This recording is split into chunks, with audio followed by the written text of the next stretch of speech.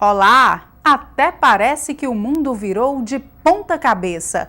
Quem imaginaria que a fartura de terra se tornaria menor que a força do plantio para alimentar o planeta?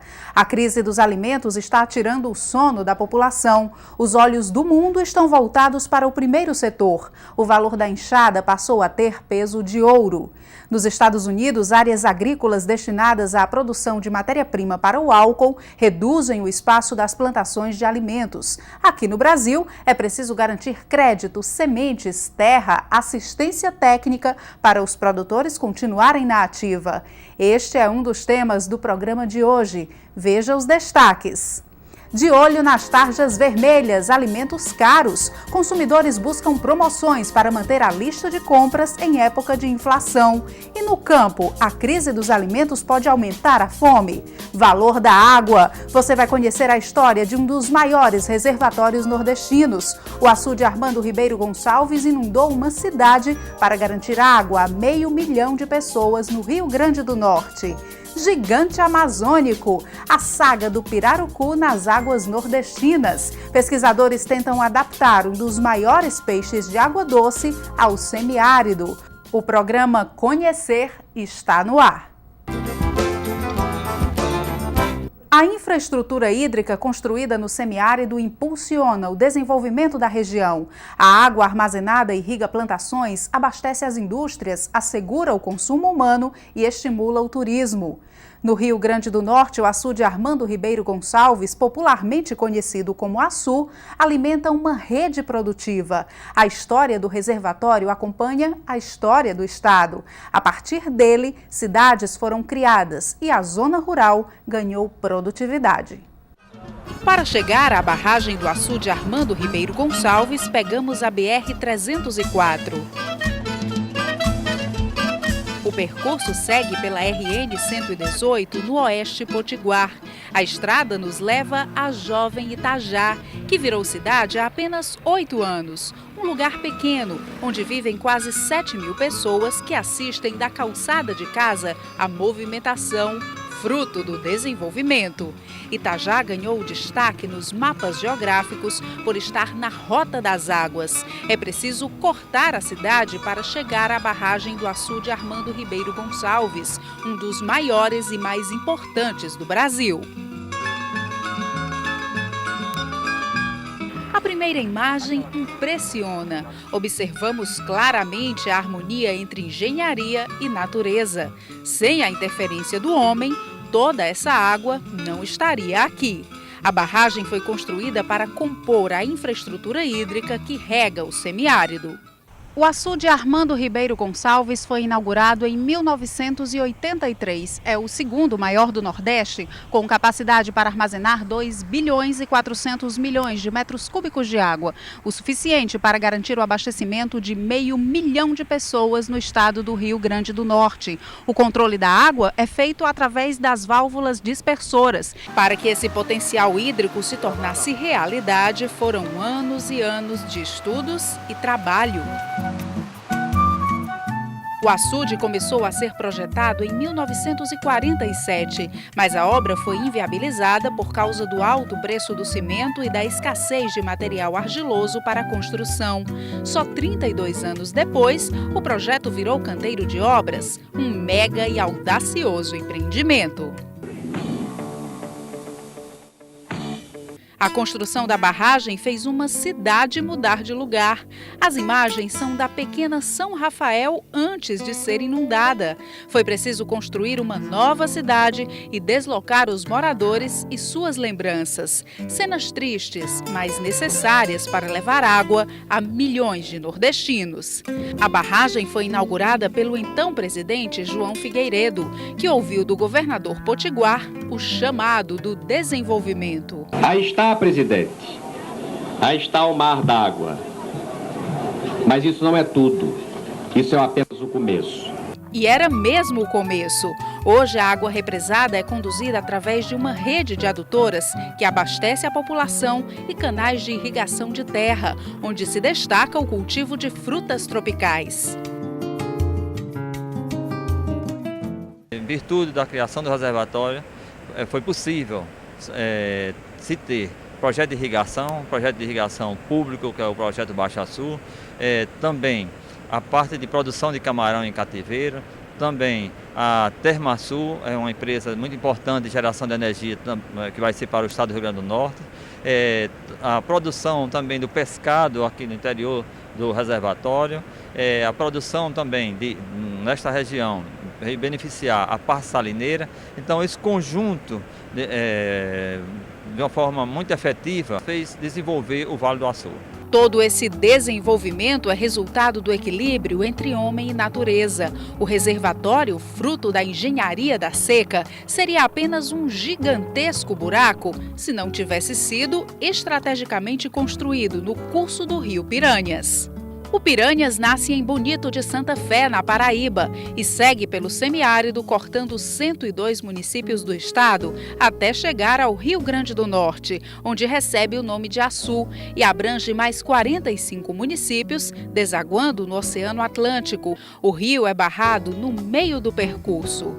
E os benefícios do acúmulo de água não estão apenas ligados ao abastecimento e ao desenvolvimento do agronegócio e do setor industrial. A estrutura de uma barragem também ajuda a evitar catástrofes provocadas por enchentes. Apesar do Nordeste estar historicamente associado à seca, no período de inverno chove muito, em um curto espaço de tempo. Parte dessa água é retida aqui e liberada gradativamente. A última sangria, em 2008, é um exemplo. A barragem controlou a cheia do rio Piranhas. Tendo em vista se ter 800 metros de sangradouro, fazendo com que a água acumulada a partir do que fica no reservatório seja, a partir de determinado tempo, distribuído, fazendo com que os danos sejam menores no caso de enchente. Segurança e beleza. Quanto mais água, mais incrível o espetáculo. A represa de 60 quilômetros de extensão e 60 quilômetros de largura é atração turística. Leidiane veio de Goiânia. A foto é para registrar um Nordeste que ela não imaginava existir. A primeira impressão que eu tive foi que é uma vista maravilhosa, né? Assim, muita água. Eu achei lindo, eu fiquei muito encantada. Você imaginava que aqui nessa região tivesse realmente assim tanta água? Quando eu cheguei aqui não imaginei, por causa que era um pouco seco, né? Mas depois quando eu vi assim, eu vi que muita água mesmo. Surpreendeu? Muito. Surpresa para quem chega e orgulho para quem bebe dessa fonte. Klein exibe a terra natal, a amiga, como uma nordestina da nova geração, que tem a missão de desmistificar a imagem cultivada durante séculos. O povo do lado de fora, né, sempre vê o Nordeste como um lugar muito seco e castigado, né? E quando ela veio para cá, ela realmente se surpreendeu bastante, né? Que ela viu, né, muita água. Não é uma coisa seca.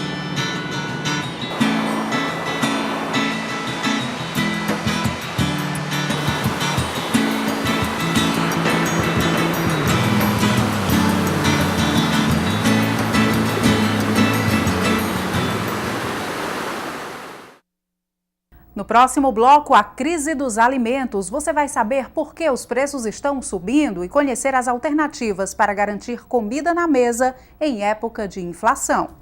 A caprino-ovinocultura brasileira mostra cada vez mais sua força. O setor emprega 300 mil famílias no país, o que equivale a 1,5 milhão de pessoas. O rebanho nacional tem números expressivos, são 10 milhões de caprinos e 15 milhões de ovinos. A região Nordeste é responsável por 93% da produção de cabras e bodes e também lidera no caso de ovelhas e carneiros, com 58% do rebanho do país. O leite de cabra é um dos itens de maior poder de mercado da cadeia produtiva, que tem proteínas, é valioso na nutrição infantil e na prevenção de anemias, além de agregar valor aos derivados como queijos, leite em pó, iogurtes e cosméticos.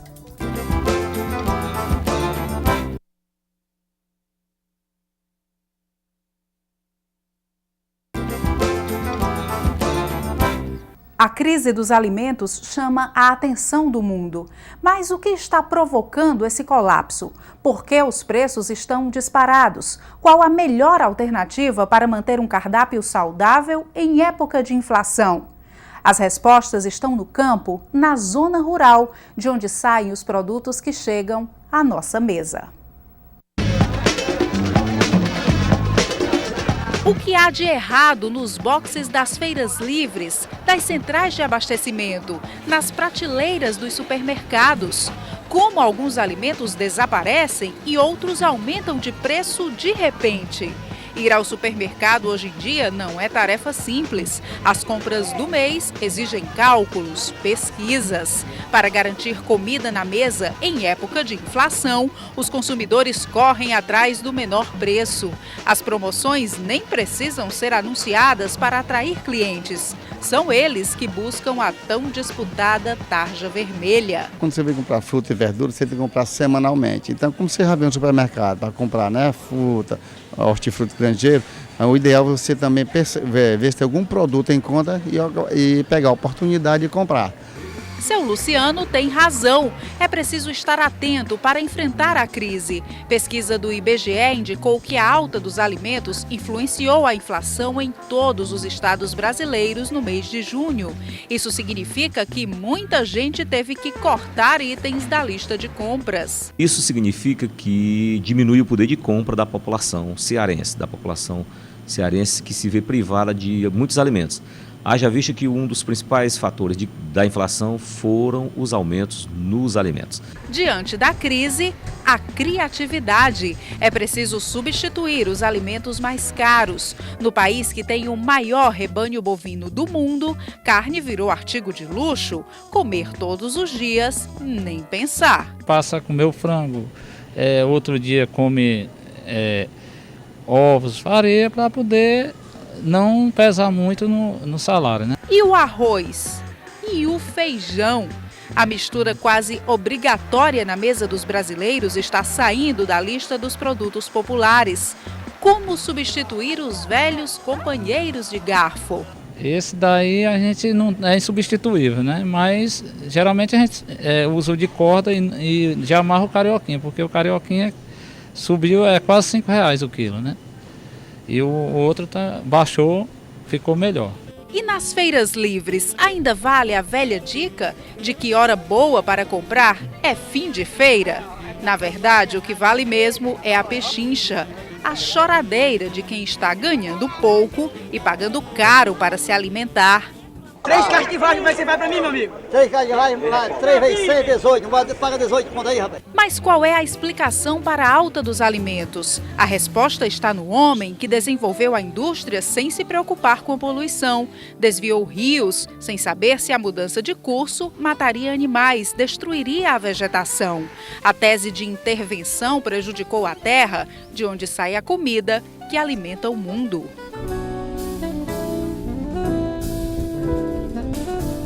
Secas, enchentes, poluição, desmatamento, aquecimento global. Mais gente para comer e menos gente para plantar. O Brasil, um dos maiores produtores de alimentos do mundo, busca alternativas para vencer a crise. É hora de olhar com mais atenção para o setor primário. O governo anunciou mais incentivos à agricultura no Plano Safra 2008-2009. A ideia é estimular a produção com liberação de crédito para os cultivos e com a renegociação de dívidas rurais, para que os produtores inadimplentes possam financiar novas plantações. A gente trabalhando, a gente constrói, né? Garante a comida na mesa. Garante a comida.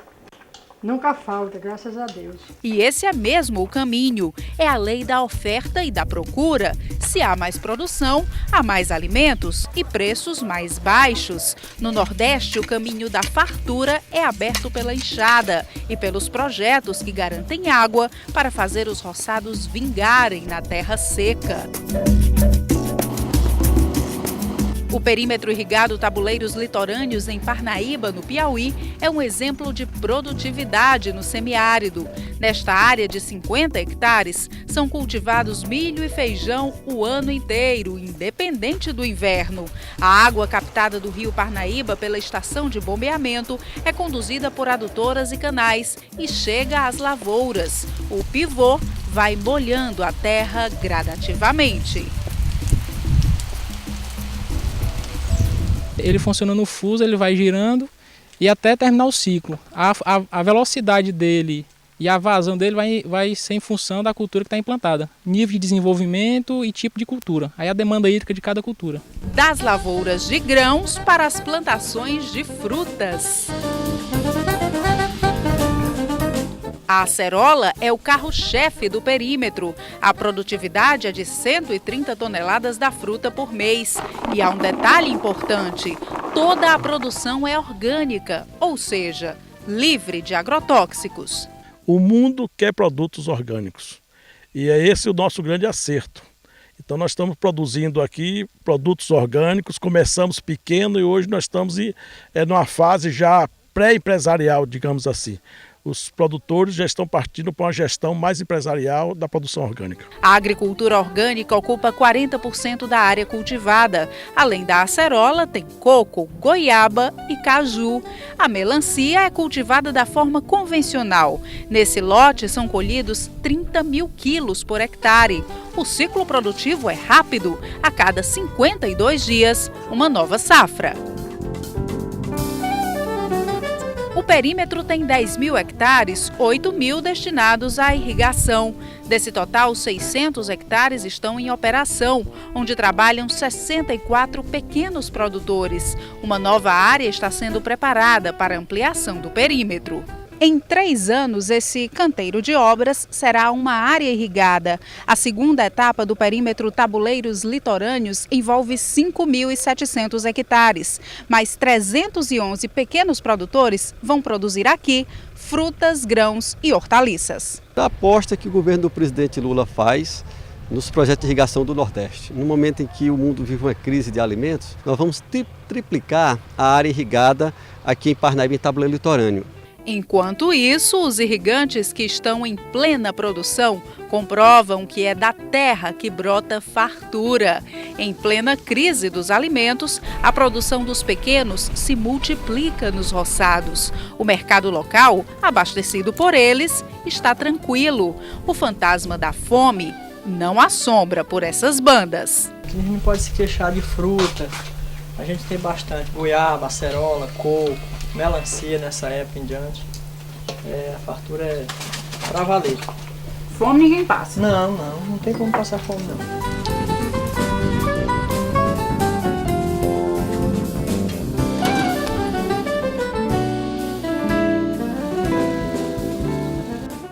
No próximo bloco, o gigante pirarucu. Você vai saber como pesquisadores estão adaptando o peixe amazônico ao semiárido brasileiro.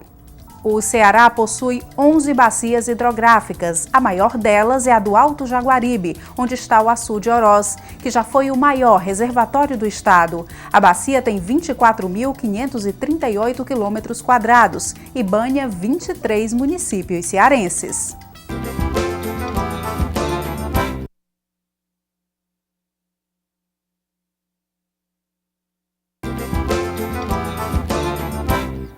Você vai conhecer agora o gigante amazônico que está se adaptando às águas nordestinas. O desafio dos pesquisadores é fazer com que o pirarucu se reproduza bem em cativeiro, o que não é nada fácil. O peixe, que pode chegar a 3 metros, pede espaço e alimentação diferenciada. Mesmo com as barreiras naturais e os desafios científicos, as experiências estão avançando. Em breve, os sertanejos vão poder comer pirarucu fartamente. É um novo capítulo na história da nossa piscicultura. Ele é rápido, agitado e gigante.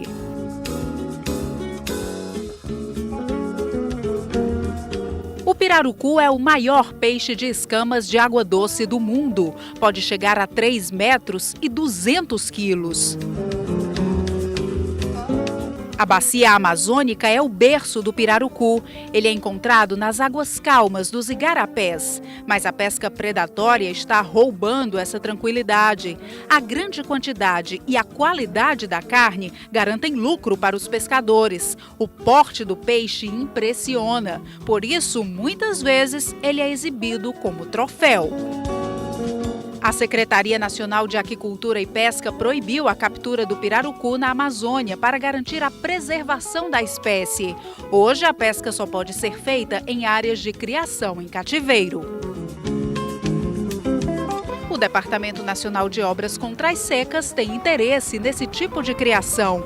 O pirarucu seria uma nova alternativa para a piscicultura no semiárido nordestino. Em 2005, técnicos do DENOX trouxeram para o Ceará 100 reprodutores. Desses, 70 sobreviveram para enfrentar o desafio da adaptação. Aqui, a correnteza dos rios é substituída pelo manejo humano. Diferente das águas amazônicas, nos tanques os peixes têm limitação de espaço, de alimentação e de clima.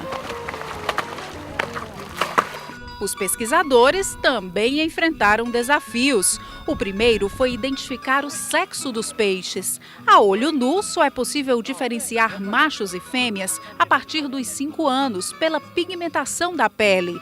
Mas esperar todo esse tempo poderia inviabilizar a criação em cativeiro. As populações, depois que se desenvolvem, têm uma quantidade muito maior de fêmeas do que de machos. Para garantir a reprodução, é preciso alcançar o equilíbrio. A gente desenvolveu técnicas para a identificação precoce do sexo desses animais e as técnicas foram feitas através de pesquisa de DNA, através de ultrassonografia e finalmente através de endoscopia. Então, utilizando essas ferramentas médicas, a gente conseguiu concluir e identificar precocemente o sexo de peixe de 1 quilo de peso. Então, é possível você então fazer essa identificação hoje e fazer a marcação com chip eletrônico e fazer exatamente a criação da quantidade de casais que você deseja criar. Depois que os pesquisadores conseguiram identificar o sexo dos peixes, começaram então os estudos do processo reprodutivo em campo. Nesses 2 viveiros, por exemplo, os peixes estão separados. Deste lado machos, deste outro fêmeas. Aqui eles ficam durante 4 anos em média, até chegar a hora do acasalamento. Cada um dos viveiros tem, em média, 100 pirarucus. Eles respiram fora da água a cada 20 minutos. O movimento é rápido. Veja em câmera lenta. Ele é rápido também para fugir da rede. Um show de saltos. Os pirarucus tentam escapar até o último minuto. Quando percebem que não há mais saída, ficam praticamente imóveis nas mãos dos tratadores. Esses aqui estão na fase de engorda, outro desafio para os pesquisadores cearenses. Eles estão ensinando o pirarucu a comer ração. Para entender melhor, vamos deixar os viveiros e conhecer o Laboratório de Estudos em Alimentação para Aquicultura no Centro de Pesquisas em Pentecoste. Aqui são desenvolvidas experiências com microalgas. Os organismos microscópicos, ricos em nutrientes, serão o principal ingrediente da ração. Mas o cardápio verde não é bem aceito pelos pirarucus. Eles são carnívoros. A gente precisa produzir o alimento do zooplâncton, que é o alimento natural do pirarucu. Vai ter depois um segundo passo, que é treinar o alevino de pirarucu a comer ração. Mas é preciso que primeiro a gente produza essa cadeia a partir da microalga, depois no zooplâncton e depois misturar zooplâncton com ração e depois tirar zooplâncton e deixar só a ração. Então isso é uma estratégia para treinar o animal que naturalmente é carnívoro, é uma estratégia para treiná-lo a passar a comer ração e assim ele poder ser criado em cativeiro economicamente, de uma forma economicamente viável. De volta aos viveiros, vamos saber como os peixes aprendem a comer ração. Tarefa de Francisco, que tem que ter atenção e paciência. Sai botando aquela comidazinha que a gente pega vivo, aí ele vai crescendo maiorzinho, a gente vai separando aquele maiorzinho e vai botando a ração, vai misturando, aí volta a botar ela seca e vai, pronto. Ele demora quanto tempo para aprender? Faz de 2 meses, 3 meses, 2 horas sai botando a ração e olhando, né? Qual é a que ele está comendo, qual é a que ele não come. Neste outro viveiro estão pirarucus maiores, em fase reprodutiva. Para retirá-los do tanque são necessários 2 homens. Eles passam a rede na água e não demora muito para os peixes começarem a se agitar.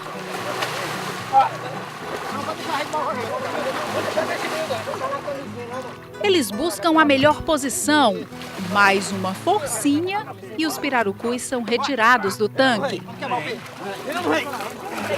Para se ter uma ideia do tamanho desse peixe, pedimos a um dos tratadores para deitar ao lado dele. Não é à toa que o pirarucu mete medo. Seu Raimundo foi parar no hospital. O golpe do peixe foi certeiro. Na hora que a gente estava puxando na rede, aí um saltou e bateu aqui nas minhas costelas, né? Rebolou com distância de 3 metros atrás, eu caí quase desmaiado, né?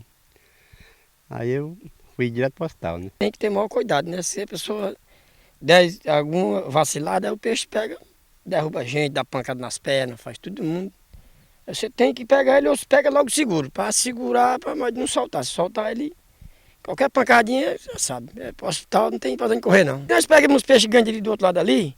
Eu peguei um peixe, tem tanta força que meus olhos saíram para fora assim, pegando o peixe, né? Mas porque... Isso não é história de pescador, não? Não. Nós batemos as fotos batidas. O desafio agora é massificar a produção de alevinos de pirarucu. Nesses viveiros, há peixes prontos para a reprodução. Alguns até já se reproduziram, mas ainda não é possível afirmar ao certo como se dá esse ciclo reprodutivo. Tudo isso vai depender de um longo estudo com relação à adaptação do peixe ao meio ambiente. O que se sabe com certeza é que há viabilidade econômica na produção de pirarucu no semiárido nordestino. O nosso propósito aqui é produzir alevinos mais baratos, que vão chegar no máximo a R$ 5,00 a unidade e que viabilizarão então a produção em cativeiro. Por quê? As pesquisas que a gente fez demonstraram que é possível, com a conversão de 2 quilos de ração para 1 quilo de peixe, fazer um cultivo viável. E o peixe sair de 0 a 10 quilos em um ano de cultivo.